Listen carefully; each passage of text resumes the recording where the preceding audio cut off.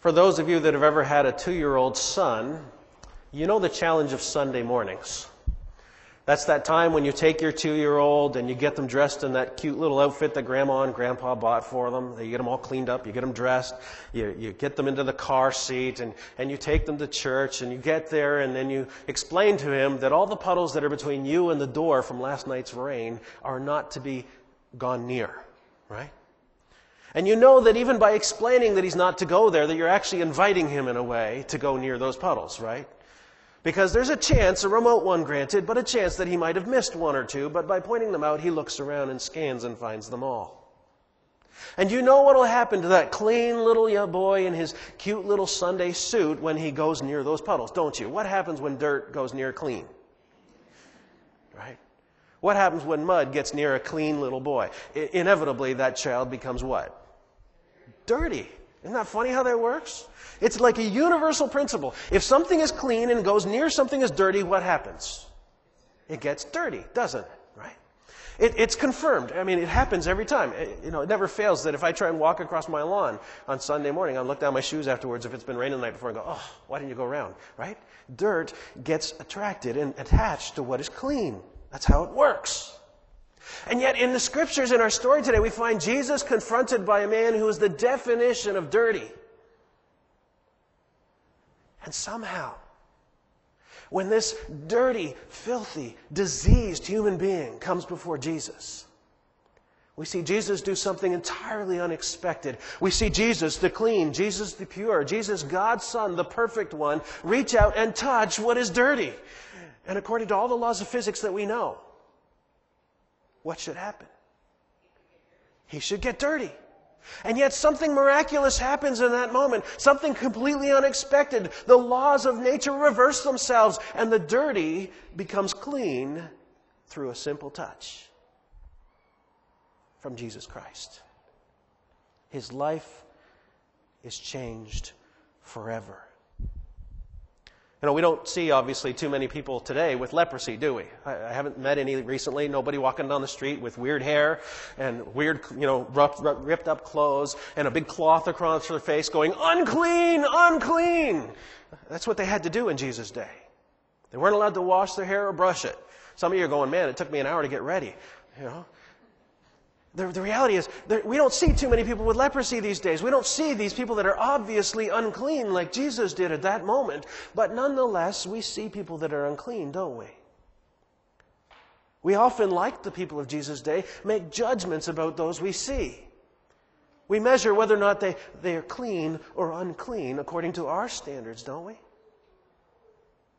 When's the last time we didn't look at somebody who was dressed a little strange? Like the young lady in the restaurant a few weeks ago who had green hair. Still trying to figure that one out. Ladies, you'd call it teal to give you a sense of what I'm talking about. Okay, it was a weird color of green. It wasn't even, anyway. I made a judgment that day. The styles people wear, the tattoos people have, the way they talk and walk and live. We question people's lifestyles and we make pronouncements about whether or not they're clean or unclean. And frankly, at times we are just as severe upon the people of our society as the people of Jesus' day were to the leper. We're like, I'm not going near them. I'm clean. I'm a Christian. I'm good. I'm righteous. Right? And we look down our nose at some of these very people who perhaps are just looking for the opportunity to say to somebody, are you willing to touch me? To offer me that simple touch that could make me clean. See, I was reading an article a while ago about what we believe, and I was really challenged by what it said. We believe as God's people that this book is trustworthy, yes? That it's our guide for life and practice. It tells us how we should live and how we should treat other people. Isn't that what this book is about? And we are absolutely convinced that even if it's awkward or unpopular or even contradicts this world's standards, we say, no, that's God's standard. That's how I should live, right? At the same time, we carry in our hearts this tension, this knowledge that Jesus Christ, that the Bible teaches us about, was the kind of man who liked to welcome sinners, who reached out and touched the unclean. And we believe that equally truly. And the question is, how do we reconcile these two things. We believe that Jesus welcomed sinners. He didn't just welcome them, He ate with them. He shocked the religious people of His day with who He hung out with. And we often forget that's true. He not only liked the unclean, He welcomed them. He invited them Himself to their houses. He enjoyed meals with them, and apparently, in most cases, let them off the hook for their sin. With only, at best, a nod to, you shouldn't do that anymore. And it's really challenging for us in a world where more and more people are doing things that are really strange and we may strongly disagree with. To answer the question, how do we reconcile these two? I think there's a big question before us as believers today. And that's, how can we hold true to God's absolute standards contained in His Word, even as we welcome sinners, just like Jesus did? How can we hold to God's standards and at the same time welcome sinners just like Jesus did? See, there's a problem for the sinners. I don't know if you've thought about this. But the problem is found right here in verse 40. It says, a leper came to Him, imploring Him, and kneeling said to Him, if you will, you can make me clean. If you will, you can make me clean. You know what the problem is for sinners today? In order to approach us, we have to face the fact that they are breaking the law. This leper that approached Jesus is directly contradicting the law given in Leviticus about what lepers are supposed to do. It says in chapter 13, verse 45 and following, anyone with such a disease must wear torn clothes, let their hair be unkempt, cover the lower part of their face, and cry out, unclean, unclean. If you were to read over in the book of Luke, this particular story says that they weren't allowed inside the city. Guess where Jesus was at that moment? In the city. So this man broke the law of the land in order to approach Jesus. And you know what's interesting? Think about this for a second. Jesus, even by looking at him, by acknowledging him, is Jesus not at least condoning the fact that this man broke the law? That's how the world would have perceived it. The religious people would have been going, what are you doing? You shouldn't be running. You shouldn't be talking to this guy. See, we discover something interesting. The leper does, and I think we need to discover something important through this story, is this, that what the leper sees, and we need to see once again, is that, folks, God is here. He's not out there somewhere. He's not paying attention. He's present right now, here. You know, there's not very many true atheists in the world, people that just, absolutely, there's no God. There's many people that say, I don't know, but there's a lot of folks that live as practical atheists. I was reading this week, somebody said, you know, they're like people who believe in God, a theist, but they have apathy about it. They don't care that He exists. They live as if He doesn't. So they're apatheists. You with me? Okay? Apatheists. Yeah, God is real, but so what? They live their lives as if it doesn't matter. This man that is so desperately dirty, so desperately sick, recognizes one simple truth at that moment. God is here. He looks at Jesus and sees the presence of God, sees the potential for hope for him to get clean. And so he comes, he breaks the law and goes to Jesus and asks, would you please make me clean? We need to learn to live, once again, by the conviction that God is present. Let me ask you a question this morning, a few of them this morning. How would you answer the following questions? If this happened, if an ex-convict was released from prison and moved into St. Martin's and felt the desire to come to our church, if an ex-convict was released from prison, felt the desire when he moved here to come to our church, would we think that was God drawing him or the devil? God, right? How about this one? If a person who just got divorced for cheating on their spouse felt the desire to come to our church, would that desire be from God or the devil? How about this one? If a person who was fired for stealing from their employer wanted to come to our church, would that desire come from God or the devil? How about one maybe a little more controversial? If a gay or a lesbian person desired to come to our church, would that desire be from God or the devil? Folks, The leper got one thing, that if I want to get clean, I got to get where God is. He is here. He is where His people are.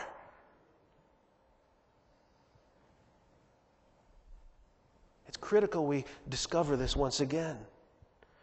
Because the other thing you need to realize is when someone dares to come into the light, it means God is at work. It doesn't mean they're breaking the law or making a mess. It's saying, I've realized God is here and I want Him to do something. It's so critical we get this. So often when somebody comes in the light, all we see is the dirt, the filth. This leper, he would have had open sores and scabs on his face and hands on his body. Touching this man would have literally been disgusting. He wasn't just dirty. He was diseased, sick. And yet Jesus reaches out and touches him. We know that the Lord is the light that came into the world, but it's only in the light that people can find truth and grace. Imagine that you wanted to get cleaned up in your house and you thought to yourself, I'm going to go down to my basement. How many of you got a clean basement? Raise your hand if you got a clean basement. And if you don't have a basement, try your garage. Right? Let's suppose you decided you were going to go clean that up, and your solution to cleaning it was, I'm going to go down there, I'm going to shut off all the lights, and I'm going to start cleaning. Any chance you're going to make the job, the situation better with the lights off? Not likely, right? In fact, you're probably going to trip over things, break things, knock things off the shelves, assuming they're even on a shelf instead of on the floor. Right? You have to turn on the light to clean things up. And so when people come into the light because God is drawing them, because He is present, we need to recognize that that's God at work. Remember the story in Luke 18, the two men who came to the temple to pray? The Pharisee and the tax collector. See, interesting, two of them came into what looks like the light, but only one of them was willing to let the light shine on them. Which one was it? The Pharisee said, "Oh Lord, I'm so glad I'm me. I am so good, I do everything you say I have to do. And isn't it great, I'm not like that guy over there, he's filthy." Right? He's anything but transparent before God. He is not willing to let God's light shine right on him. Only the surface. It looks shiny on the outside, but inside it's a rusty mess. And there's the tax collector who's on his face going, "Lord, have mercy on me, a sinner." Jesus says the one who is justified, the one who's cleansed, is the one who let the light shine, who allowed God's light to touch him completely. And he's the one who received mercy. Coming into the light is an interesting and dangerous thing. But we need to realize that God has never asked us to sort ourselves out or clean ourselves up before we come into the light. He doesn't ask that of anybody. Those people who come, the lepers, are not to clean themselves up and sort themselves out before they step into the light. They must step into the light to be cleansed, even as we must. God is here and God is at work. And the problem for the leper is that he simply requires grace. He requires grace. I love what happens here. He says, "Lord, if you're willing, you can make me clean." When our daughter was tiny, she was not like our son. There was this mysterious force that surrounded her. You could dress her at 2, I swear, in a pure white, lacy little girl dress. You know, those ones that they look so cute in. And you could take her out to the sandbox, hand her a chocolate-covered ice cream cone, and she could sit in the sandbox in her pure white dress and defy dirt to touch her. She would eat that ice cream cone, there would not be a drop on her face or dress, and the sand would sparkle because she was present. I swear. Okay? She made the unclean clean. She really did. I don't know what happened now. It's not the same anymore. She grew out of it, okay? But Jesus does something like that. He doesn't overturn the principle of clean and unclean. See, the Scriptures are clear. God wants to make us clean. And the Scriptures are clear that if something that's clean touches something that's dirty, it gets dirty. And so Jesus, what he does is he says, no, I'm not going to throw that out. He says, what I'm going to do is reverse it. And by the power of God, the clean will now be able to make the unclean clean instead of becoming contaminated by it. Jesus reaches out and touches this man and cleans him. It says in verse 42, immediately the leprosy left him and he was made clean. See, here's the third discovery. If God is here and when someone comes in the light, God is at work. The third discovery is when someone brings their mess into the light, the mess usually doesn't get cleaned up unless someone, one of God's people, wades into the mess with them. You cannot clean somebody up and not touch them. I mean, our children, when they were dirty, there was no chance you could clean them without getting in there with them. I mean, we tried it once. The kids were dirty. We took out the garden hose with the sprayer and tried to hit them with it. They didn't get clean. They just got cold and wet and shrieked a lot. Often we try and do that to the unclean in this world. We try and stand back and spray them with some clean stuff, hoping it'll wash off the dirt. But folks, we got to get in there with the washcloths and the soap and be willing to bring God's grace. Paul writes in the book of Galatians, that you who live by the Spirit should restore those caught in sin gently. But watch yourselves, or you also may be tempted, that we are to carry each other's burdens, and in this way fulfill the law of Christ. I love this picture. The idea is like tuning an instrument. Imagine a beautiful violin that's out of tune. You ever heard a violin played out of tune? It's like a cat screeching at night, isn't it? It's like, it's horrible, right? Now, does anybody ever look at that beautiful violin and think to themselves, you know what? I'm going to fix it. Where's my hammer? I know how to make it sound better. Crunch, right? Not a chance. In fact, we realize that's not only a violin, that's a Stradivarius. It's one of the most beautiful sounding instruments ever made. What it needs is to be tuned. And if I tune it, it will make the most beautiful music you've ever heard. And this idea of what Jesus does with a simple touch, what Paul's telling us we are to do, is to tune the instrument. You have to do it gently and carefully, slowly. I don't know if you've ever tuned a stringed instrument, and I haven't done it a whole lot, but I've touched them enough to know this. If you go too fast, the strings will break. If you go too far, the strings will break. You must go slowly and gently and carefully, testing every step of the way. You must go with grace. You must recognize that as you're doing it, those who help to clean up the mess often are going to look like they're endorsing it. Other people are going to ask, why are you working with them? Why are you going to their house? Why are you spending time with that person? They will question it. They will challenge you on it. But you need to understand that people's lives are messy, and we need to be willing to get in their lives and trust that God will do a work through us and help us to help them. See, what we need to bring to the problem that they have is grace and truth. Jesus Christ, a reflection of the Father, brought us grace and truth. John 1:14, the Word became flesh and dwelt among us, and we have seen His glory. Glories of the only Son from the Father, full of grace and truth. See, the law of Moses is what a lot of us are still trying to live by. An unambiguous statement. Do this. Don't do that. Isn't that what we do? As if that's what following Jesus was all about. But following Jesus is following His example, which is getting down in the mud and working with those who are dirty. He came to seek and to save the lost. God still cares about His standards of holiness. They're still absolute. The truth is still the truth. But we need to soak that truth in grace, in the beating heart of a loving Father who wants to share and to save that love. When we speak truth, it should be so soaked in grace that it's hard to reject. And when we speak grace, it should be so soaked in truth that's hard to accept. When we speak truth, it should be so grace-soaked it's hard to reject. And when we speak grace, it should be so truth-soaked it's hard to accept. Notice that the law doesn't go away. The man who broke the law to come to Jesus, what does Jesus tell him to do after he's been cleansed? Go show yourself.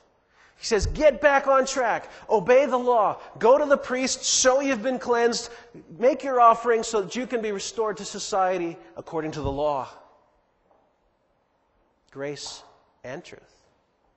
Both are needed. But it starts with a simple touch. See, the law was established to keep us safe. But Jesus, full of grace and truth, came to make us dangerous. A man with leprosy came and knelt before Jesus and said, "Lord, if you are willing, you can make me clean." Jesus reached out his hand and touched the man. "I am willing," he said. "Be clean." That's revolutionary. That's so radical it changes everything. And unfortunately, too often we're behind the times in that revolution. We're hanging back, afraid to touch the unclean. We often just don't get it or don't practice it. Sometimes we just don't believe it, that God is really here and that He'll work and that He wants to work through us in grace and truth. So it comes back to the question, how do we hold true to God's absolute standards and holiness while we welcome sinners? The answer is by doing what Jesus did. By doing what Jesus did, offering grace and truth together, offering a simple touch, trusting that Jesus' death and resurrection paid the price to make us clean, and that because of that others can be cleansed through us. That's our task. God is here. He is at work, and He invites us to wade into the mess and bring grace and truth to others. When we speak truth, it should be so grace-soaked it's hard to reject. Our grace should be so truth-soaked it's hard to accept. We need both. So the question this morning is, what will you do with this? I want to invite you to rediscover the power of a simple touch. To ask yourself, who can I reach out to in my life that's unclean? Who can I invite over for a coffee or a meal? Who can I go see that needs to know someone cares? It's an act of will. Ask the question, who is God calling me to accept? Who do I need to offer grace and truth to? It's probably not who you expect. Folks, it's time for us to accept the grace and truth of Jesus Christ and offer it freely to those who are unclean. They need your simple touch. Would you pray with me?